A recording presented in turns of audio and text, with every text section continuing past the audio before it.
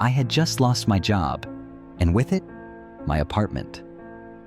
The city had become too loud, too fast, and too cold to care whether I was drowning. That's when I saw the handwritten note on the grocery store bulletin board. Room for rent, quiet, private, cheap. Ask for Walter. The paper looked aged, the ink slightly smudged. Something about it felt patient, like it had been waiting for me. Walter was an old man with soft eyes and the kind of voice that never rose above a whisper. His house sat on the edge of town, hidden behind gnarled trees and an iron gate that moaned when it opened. The rent was laughably low, and the room was small but clean. "Just don't go upstairs," he said simply as he handed me the key. "The second floor's storage and dust. No reason to poke around." I nodded. I didn't care about upstairs. The first few nights were peaceful, eerily so. No city sirens, no neighbors yelling through thin walls, just silence. The kind of silence that presses against your eardrums like it's listening back. I started noticing small things. The hallway light flickered at the same time each evening. A music box played by itself once, faint and slow, before stopping just as I turned my head. And sometimes, just after midnight, I thought I heard footsteps from above, slow, dragging, and never in a rush. Walter never mentioned them. He moved through the house like a shadow, always appearing from the dark corners when I least expected. I asked once about the noise upstairs. He just looked at me with tired eyes and said, "Old wood creaks, that's all." But there was something in the way he said it, like he wasn't telling the truth, like he knew exactly what I'd heard. One morning, I found something odd. A photograph tucked into the crack of my door. It showed a woman sitting at the top of a staircase, staring blankly past the camera. Her face was pale, but her eyes were darker than the photo could explain. On the back, in fading pencil, was written, "She waits." I meant to ask Walter about it that day, but he was gone. Just gone. His room empty, front door ajar, no car in the drive, and the house suddenly felt colder, like it knew I was alone now, and that I might not stay that way for long. The first night without Walter, the house changed. It was subtle at first. The temperature dipped a little lower, the floorboards creaked more often, and shadows in the hallway lingered longer than they should have. I kept telling myself it was just old wood, drafts, imagination. But when the same photo appeared again, this time on my pillow, I couldn't lie to myself anymore. Same woman, same staircase. Only now, her head was slightly tilted, like she'd heard something, or someone. I searched the house for clues about Walter. His room was sparse. One old wooden bed, an armoire that creaked like a coffin, and a journal locked with a rusted clasp. I couldn't open it. No contact numbers, no signs of family, just dust and silence. That awful, smothering silence. By nightfall, I'd convinced myself to sleep with the lights on, but around 1:00 a.m., they flickered and went out, every bulb at once. I sat up in the dark, heart hammering in my throat. Then, soft music. A lullaby, crackling like from an old gramophone, floated down from upstairs. I stood at the foot of the staircase, trying to remember Walter's warning. "Don't go upstairs." My hand hovered over the banister. The air felt thicker up there, like it hadn't been breathed in years. I told myself I wouldn't go, but something about the music pulled me forward. Each step groaned under my weight, as if protesting. The upper floor was cloaked in darkness, except for a faint red glow seeping from beneath a closed door at the end of the hallway. The air smelled of old perfume and something metallic. I didn't open the door, not yet. But just as I turned to go back downstairs, I saw something move at the corner of my eye. A figure, a woman, sitting at the top of the stairs, the same woman from the photo. She didn't speak. She didn't blink. She just stared at me with those empty, bottomless eyes. I blinked once, and she was gone. But the red door? It creaked open by itself. I should have turned around. I should have run. But instead, I stepped inside the red room. It was smaller than I expected, square with cracked floral wallpaper and a single rocking chair in the center. The chair rocked slowly, though the air was still. In the far corner stood a vanity mirror, veiled with dusty cloth, and beside it, a child's wooden crib, empty, but not forgotten. I could smell the scent of wilted roses and something else, something rotting just beneath. The walls pulsed faintly with red light from an unseen source. I couldn't find the bulb, couldn't even find a lamp. The light didn't come from anywhere, it just was. I felt dizzy, like the room was breathing, and I had stepped into its lungs. Then I saw it. The music box, sitting perfectly centered on the rocking chair, just like a gift left in plain sight. The tune it played was the same haunting lullaby I'd heard in the night. I reached for it, and as my fingers grazed the carved lid, the box stopped.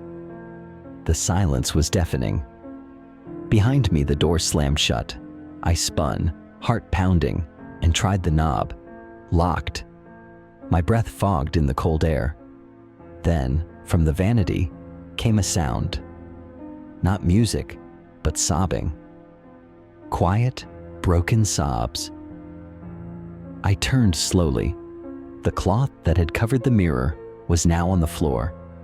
In the mirror, I didn't see my reflection. I saw the room, empty, except for the woman in white standing behind the crib. Her hands trembled as they hovered above it, fingers brushing something that wasn't there. Her face was downcast, tears streaking skin that looked too pale, almost translucent. Then she lifted her head and looked right at me. I stumbled back, hitting the wall, but when I looked again, nothing. Just me. And the door, now slightly ajar. I fled down the stairs, taking them two at a time, barely catching my breath. But when I reached the bottom, something had changed. The lights were still off, but the shadows were different, taller, watching. Every painting on the wall, previously quaint countryside scenes, now showed the same staircase, the same red door, and the same woman watching from the top. Each one. I knew then, this house was not empty. It never had been. I didn't sleep that night. Even after fleeing the red room, the house seemed to breathe around me, groaning with memories too heavy to bear. I stayed in the kitchen, lights on, arms wrapped tightly around myself, as if that could keep the darkness out. But the worst part was the silence. Not peaceful, not empty, just waiting. By morning, I made a decision. I had to know who she was, the woman in the mirror, in the photos, in every shadowed corner. And I had to know what happened in this house. I began searching every inch, every drawer, every forgotten cabinet. Most were empty or filled with yellowed receipts, antique dishes, and water-stained magazines. But in the back of Walter's armoire, behind a false wooden panel, I found it. The locked journal I had seen before, now with its clasp broken, as if someone wanted me to read it now. The pages were fragile, handwritten in fine script. It started plainly enough. Walter's entries, dated over the last 30 years, but they weren't about gardening or repairs. They were about her. She sings at night again, same lullaby, same pain in her voice. I tried to board the red door. It opens anyway. Sometimes I think she forgets me. Sometimes I think she remembers. As I read, my skin crawled. Walter hadn't been living alone. He had been watching, trapped in a house haunted by a memory, or something worse. One entry chilled me to my core. The baby is gone, buried beneath the floor where no one will find him. She still searches. Every night, she doesn't know he's dead. I dropped the journal. My breath caught. A baby? Buried? The floor creaked above me. I looked up. The red room. Suddenly, everything clicked. The crib, the woman's hands hovering, the lullaby. Her grief wasn't just a haunting. It was repeating, rewinding, replaying. A loop of pain she never escaped from. But the final pages weren't in Walter's hand. The writing had changed, jagged, smeared. She knows you're here now. You shouldn't have read this. You look like her. My blood turned to ice. In that moment, a photo fluttered from between the pages. I picked it up. It showed the red room, same chair, same crib, same mirror. But the woman wasn't there.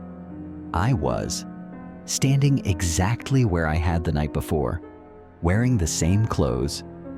But behind me, in the photo, was her, grinning. I tried to leave. I packed my things, barely coherent, hands trembling as I shoved clothes into my duffel. The journal, the photo. I didn't want them, but I couldn't throw them away. It felt like they were watching me now, like throwing them out would only make her angrier. I stuffed them in anyway and sprinted toward the front door. It wouldn't open.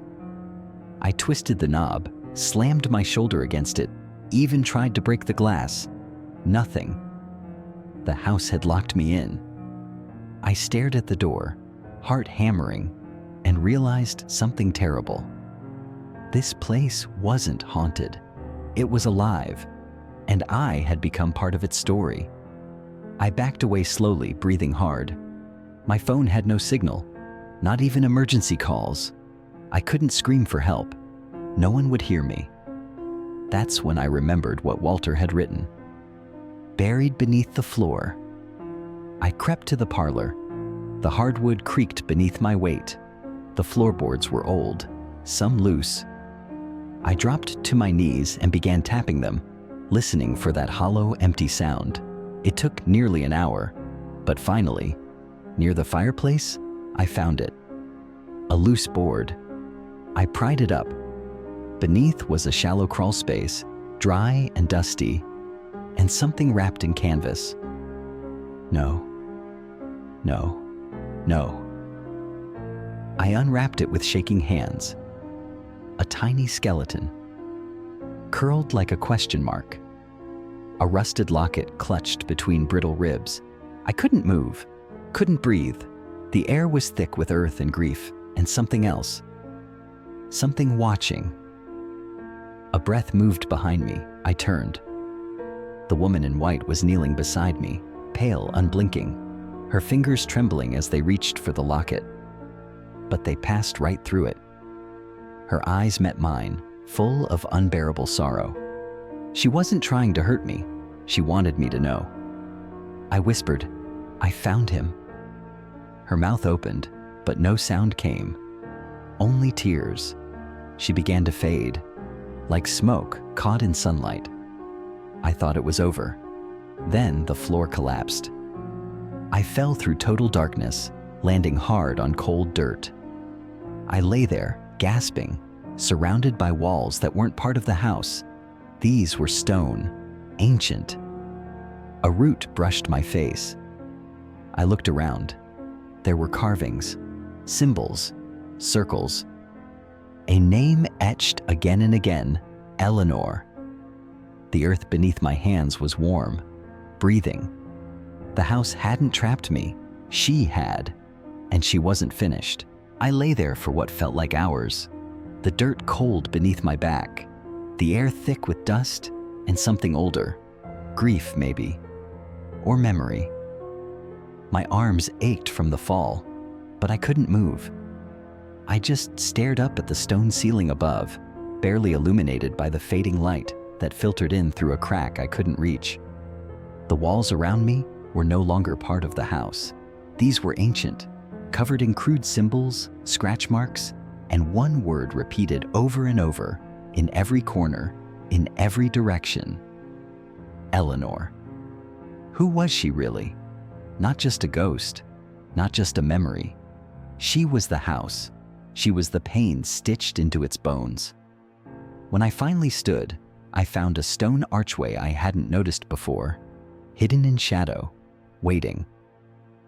I stepped through it slowly, cautiously.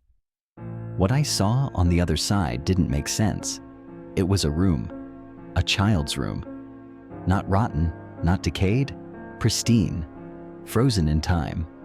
Wooden rocking horse, patchwork quilt on a tiny bed, a dusty mobile turning slowly above. In the center stood a woman. She wasn't transparent like before. She looked real. Eleanor. Her black dress was plain, her hair tied back, her expression unreadable.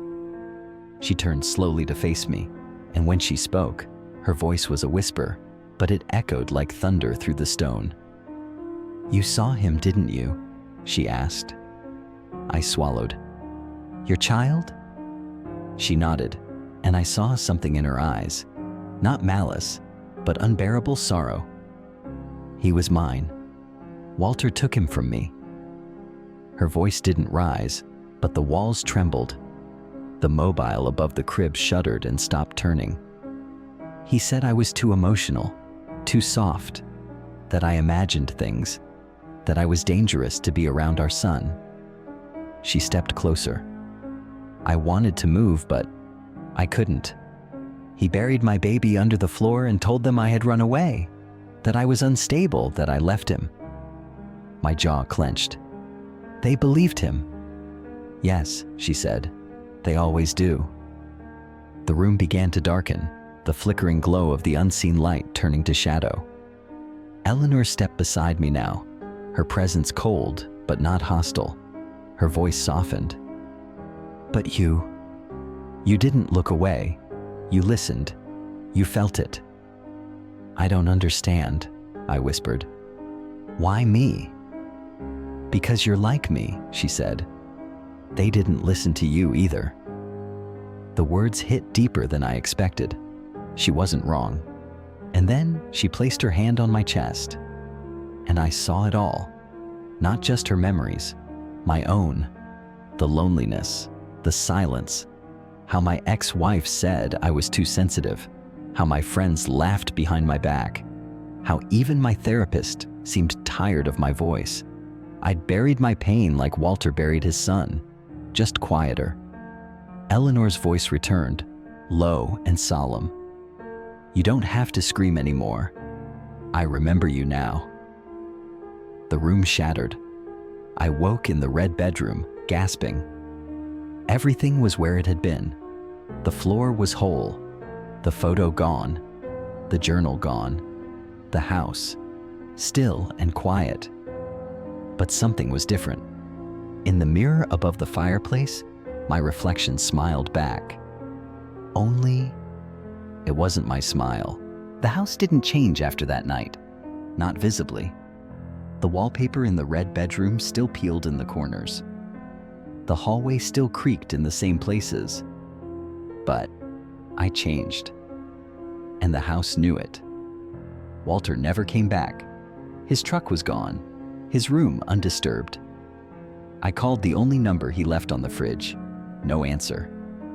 When I checked again the next morning, the note with that number was gone.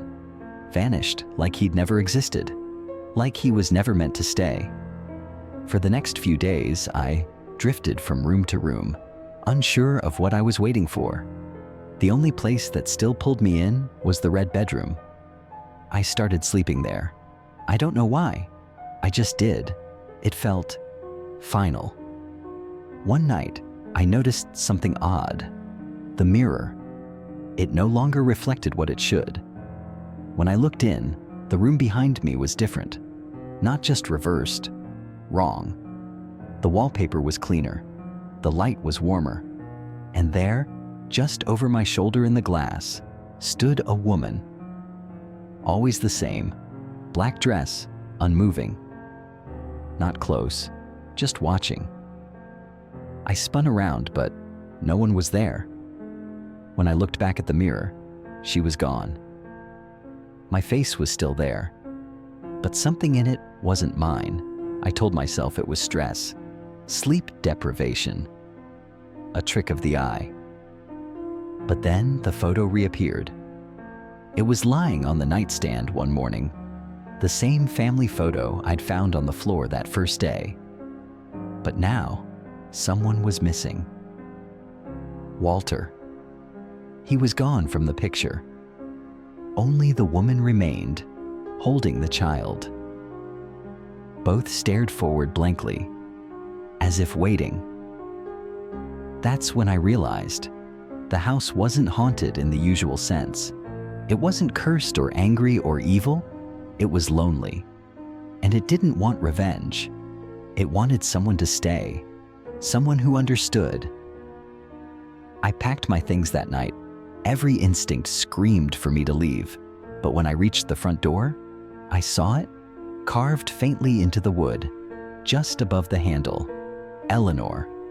Same handwriting as in the hidden room. I dropped the bag and walked back to the red bedroom. I stood in front of the mirror again. This time, I didn't look away.